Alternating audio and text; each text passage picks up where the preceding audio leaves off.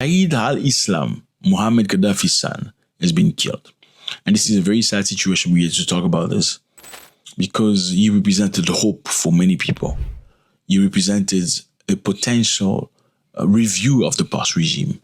So many people in his country expected to relieve Muhammad Gaddafi through him. While the man was in his house, apparently assailants came into his house, 4 people. They switched off the surveillance camera and they shot him dead. Then they ran away. Now my question is, why would somebody switch off surveillance camera to shoot you dead? I don't think people of that kind, people of that side of the world switch cameras to do that. Many people suspect these are Western nation operators that need to switch off cameras because, if it's an Arab from Libya, why would you mind switching off the camera? Because nobody gives the Continental. But it will look weird that it's a white man or 4 special force people that have come to kill Muhammad Gaddafi. Then it looks like, why was it important to send white people to go and kill him? I'm just saying, this has nothing to do with race. This is everything to do with identity. Who took him out? Was it Libyan people or was it some people sent specially by some countries we all know? Now, for us to understand, and for some of us who perhaps have come here for the very first time, I know you're very smart. Not everybody knows exactly what you know, so maybe we need to explain.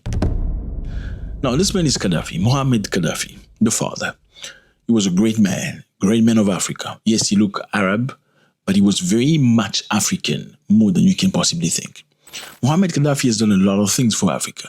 African countries did not have access to their own telecommunication satellite, meaning for an African person to make a phone call using a cell phone, the phone call has to be routed back in time. He had to be routed in Europe via a European satellite and back to Africa. And as you would imagine, it was very expensive. So for me to make a phone call to my brother in the next room, my phone call will have to be routed in a satellite based in Europe or somewhere in Europe, a European satellite, and come back to Africa.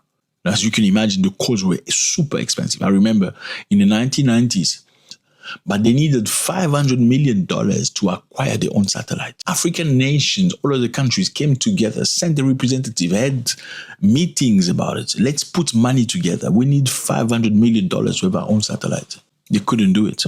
Yes, they couldn't do it. Africans couldn't raise $500 million to build their own satellite. Guess what happened? He said, I'm going to give you $400 million, and you just put $100 million. $100 million. That's how they got the first satellite in Africa.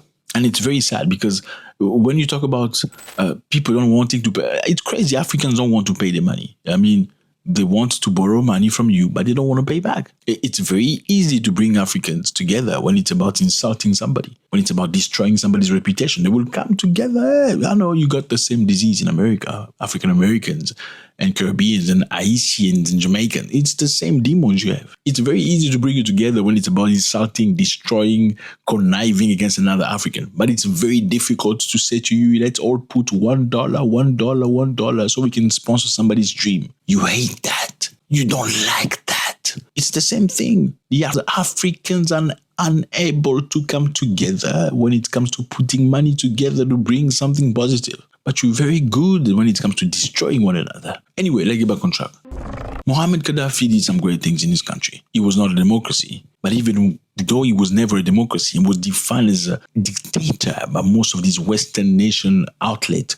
Muhammad Gaddafi provided free housing for his people. Whenever a man and a woman got married, they gave them $5,000, my brother. $5,000. If a Libyan was going through a difficult time and a disease or a situation that needed special treatment, the government will treat him for free. And if that person needed assistance from a different country or treatment that's only available in Japan, the government will provide the funding for him to go to Japan so he can get treated, fully paid for. That was Muhammad Gaddafi. Muhammad Gaddafi did one of the biggest irrigation projects in the world, if not the biggest. Look at the country. This is Libya. Libya was dry. It was a desert. There was no water. He imported water coming from the sea into the mainland. And he made sure that it happened so people can do agriculture because the Libyans could not do agriculture before. So he used oil that God gave them to develop the country. It was not a democracy. Whenever somebody wanted to be launched into agriculture, Muhammad Gaddafi will provide him with machinery, equipment, land, even a trainer, a mentor to teach him how to do agriculture, free of charge. That was the dictator Muhammad Gaddafi for you. Well, the West didn't like that. They didn't like that. Muhammad Gaddafi was about to do something very interesting. The last thing he did was he encouraged African countries to adopt a new monetary system, which is the dinar. The dinar was supposed to be a gold-based monetary system. He said to African nations, since when did we accept this piece of paper as money, currency? When did paper become worthier than gold and diamond? I mean, we don't have the paper. They have the paper. We have the gold. How come we poor, they not? You know what? How about we exchange our things in gold and let's see who's poor and who's rich? Well, America didn't like that because that would have destroyed the American dollar. What did they do? Hillary Clinton, Barack Obama, and Sarkozy, the French president, came together and sent NATO to go and bomb a free president's palace. That was the story of Muhammad Gaddafi, because they didn't want other Africans to copy him. And they didn't want the world to know there are other systems that were working beside democracy. Democracy doesn't work with everybody. Some countries, matter of fact, don't need to be democratic. I'm sorry. You know, I think people need to build into becoming democracy. Some people need respect and training and discipline before they become democracy. Would you allow democracy in your house? Democracy means your child can come and put his feet on the table with his stinky feet. That's democracy. Can't allow that. There must be a level of order. Well, democracy shouldn't be the only way. It's not the only way that works. And Gaddafi proved that. Now, many people liked Gaddafi and they missed him. They expected to see his return through his son. But his son has been killed and shot, and that's sad. Now, where are other Gaddafi children now? This one, Aisha Gaddafi, is currently living in Oman. She was granted asylum in Oman and previously stayed in Algeria. Now she lives permanently in Oman. This one, Hannibal Gaddafi, is a son. He's still alive. He's currently detained in Lebanon. He was arrested over information related to the disappearance of Lebanese cleric Musa al-Sadr in 1978. He claims mistreatment and has gone on hunger strike for a long time. This one, Mutassim Gaddafi, son, he's dead. He was killed in October 11 alongside Muhammad Gaddafi. This one, Qasim Gaddafi, is reported dead. Nobody knows where he is. This one, Saidi Gaddafi, is alive. He was extradited from Niger to Libya in 2014.